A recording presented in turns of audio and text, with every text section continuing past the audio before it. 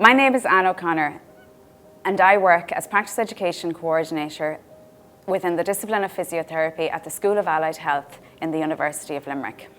My role is to ensure that all students on our physiotherapy programmes gain adequate experience during their clinical placements in order to become an independent, autonomous clinician on graduation.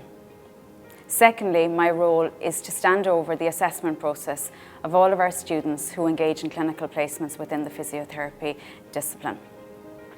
This means that while on placement, both myself and my practice education team members engage with clinicians on a daily basis in order to ensure that we are helping to facilitate that process that occurs between the clinician and the student during that clinical education experience.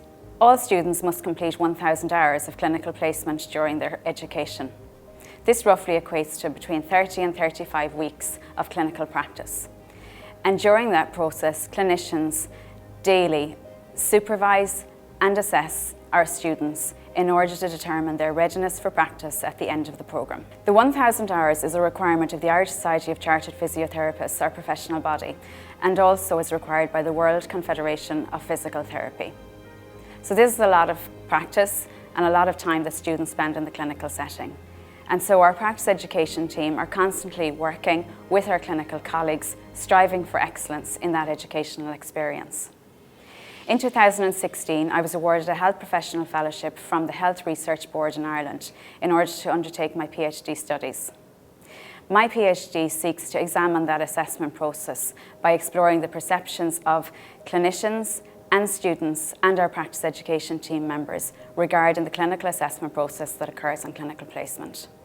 To date, I've discovered many factors that are integral to this process, including relationships built between us and third level institutions and our clinical colleagues, and also the relationships that are built between our clinical colleagues and the students.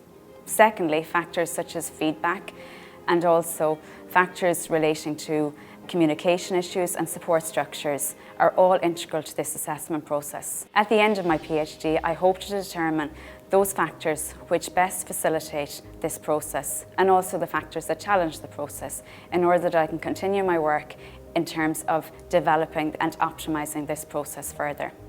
Because at the end of the day, all of our students who enter our programmes hope and desire to end that process by becoming independent, autonomous clinicians, where they will work with a variety of clients in both unwell and healthy populations, in hospital settings and in the community, in order to make their lives better. If you're interested in any further information regarding my role or the role of my colleagues within the discipline of physiotherapy, or with regard to my PhD studies, you can seek further information on the University of Limerick School of Allied Health website.